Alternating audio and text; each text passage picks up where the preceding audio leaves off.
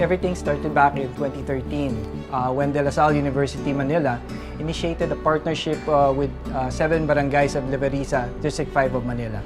In the last 3 years, COSCA has initiated and sustained several community engagement programs in Leverisa. Though an actual street in Malate, Manila, Leverisa has been the name used by the center to represent the areas included in the 5th Legislative District of Manila. This corresponds to the geographical areas of Ermita, Malate, Paco, Intramuros, San Andres, Bukid. At present, the district has a total of 179 barangays, composed of barangays 649 to 828. COSCA has, however, focused its effort on 7 barangays, Barangay 704, 707, 714, 717, 718, 719, and 720, respectively. In line with the strategic directions of the university to be of service to society, especially the poor and marginalized, and in due recognition of the Sustainable Development Goals, COSCA has initiated the SDG Localization Project. Because DLSU believes that the community engagement should be based on the needs of the community, COSCA, in partnership with CBMS Philippines, has conducted a community-based monitoring system to be able to comprehensively assess the needs of the community. As a background, the SDG Localization Project was started by DLSU in 2013. The project, initially known as Millennium Development Goals Localization, underwent a series of extensive reviews and consultation involving various stakeholders of the university. The University Center for Social Concern and Action has designed 4 components of the SDG Localization Project, namely LARAL, Lasallian Accessible, Relevant and Alternative Learning, LHEARTS, Lasallian Health Education Services and Training, LVISAGE, Lasallian Environmental Sustainability and Governance, and last, LC, Lasallian Social Enterprise for Economic Development.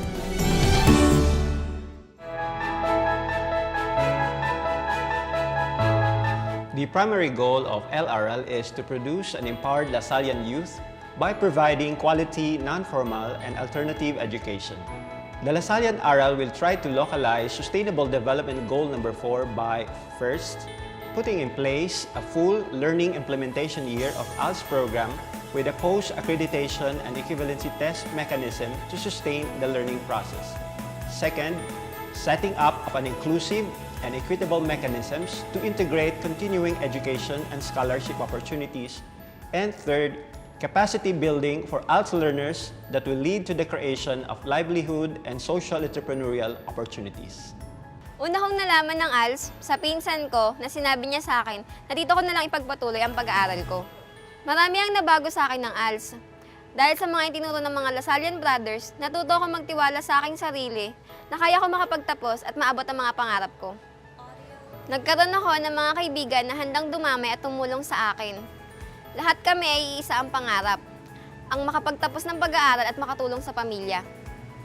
Dati, ayoko ng math, pero dahil sa galing ng pagtuturo ni Sir Benjamin Cruz, nag-top 2 ako sa klase. Ang pinakatutunan ko dito sa ALS ay yung magkaroon ng tiwala sa sarili, na kaya mong maabot ang mga pangarap mo tulad ng iba. Isipin mo lang na kung kaya nila, syempre dapat kaya mo din. Lahat naman ng tao nagkakamali. Huwag mong hayaan na ang pagkakamali mo noon ang maging hadlang sa'yo. Sa halip, ito ang gawin mong instrumento upang maabot mo ang mga pangarap mo. Sa ngayon, ang pinagkakaabalahan ko ay ang paghahanap ng trabaho upang makatulong sa pamilya at makapag-ipon na rin para sa pag-aaral ko.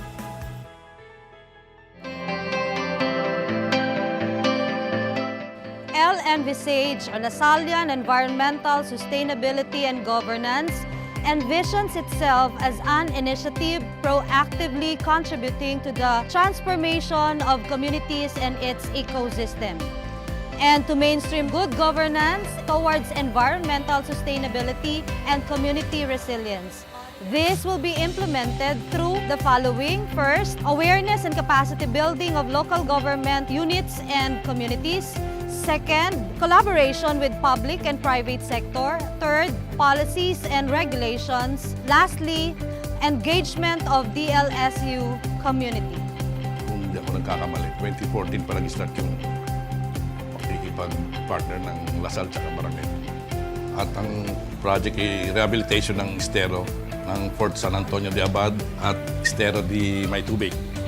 Siguro madisiplina natin yung mga kabarangay natin. Imbis na linisin yung estero, sila pa yung naging dahilan tinatapunan nila ng mga basura na hindi nila alam na yun ang nagiging dahilan pag baha, pag dumating ulan. Tapos yung, siyempre, pag kami mga basura, walang tutubong halaman, isda, na siya naman ang nagbibigay balanse sa kapaligiran. Gaya nga ng Lasal, mamalasakit sila sa kapaligiran. Katuwang nila kami sa mga barangay, lalo na yung nadadaanan ng estero, para tumulong sa mga environmental development na nagkaroon ng aware yung barangay para sa environmental program na ginagawa ng Lasal. Natututo na kami yung mga kagaya ng estero, yung mga pagtapon ng basura, namin minimize lang. Hindi man totally matanggal, na babawasan. Salamat tayo. May mga DLSU na nagmamalasakit, tumulong sa mga barangay sa pag-rehabilitate ng mga estero.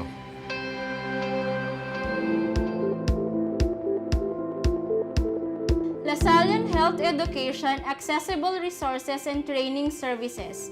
L-Hearts is an initiative to mainstream global goals 3, 5, and 16, which specifically call to ensure healthy lives and promote well-being for all at all ages, achieve gender equality and empower all women and girls, promote peaceful and inclusive societies for sustainable development, and provide access to justice for all, and build effective, accountable, and inclusive institutions at all levels.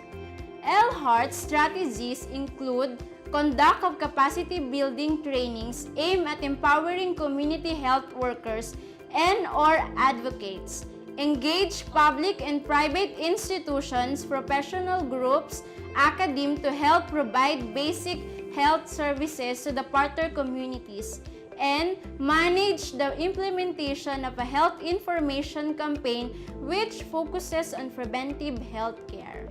Sa kabila po ng paglago ng populasyon ng Liberisa, ay nagkakakulang po sa pag-access ng pang-medical. So kami po bilang barangay chairman, kasama ng aking barangay official, kami nakipag-partner sa De La Salle University para po mabigyan kami ng kakulangan namin tungkol sa serbisyo medical. So sila po ay nagpadala sa amin ng medical mission at ng tulong din po ng community health session. Kaya po kami ay nagpapasalamat sa De La Salle University, COSCA, sa tulong nila ay marami kaming natulungang kabarangay.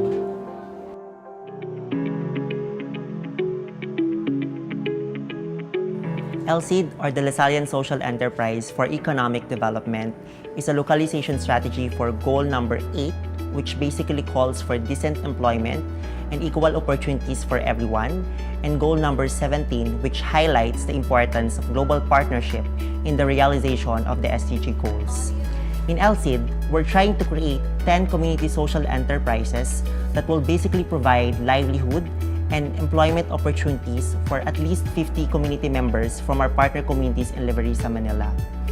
Also in LSED, we're trying to mainstream the concept of social entrepreneurship and social innovations in partnership with 4 different colleges, such as the College of Business, College of Liberal Arts, School of Economics, and recently with the Gokongwei College of Engineering. We're also trying to build partnerships with different organizations, such as the British Council Philippines, in areas of research, knowledge sharing, and in capacity building. Conclusively, we're trying to do all these things because we're looking at 2 things. One is for us to get a changemaker status for the LaSalle University Manila, and second, because we'd like to integrate the concept of social entrepreneurship into the curriculum of the College of Liberal Arts, College of Business, and School of Economics. And that is what the Lasallian Social Enterprise for Economic Development is all about. Ever since, I was really passionate about creating sustainable solutions for the problems of society. That's why when I saw the LC Fellowship Program, I immediately took the opportunity to better do this, to fulfill my passion to serve.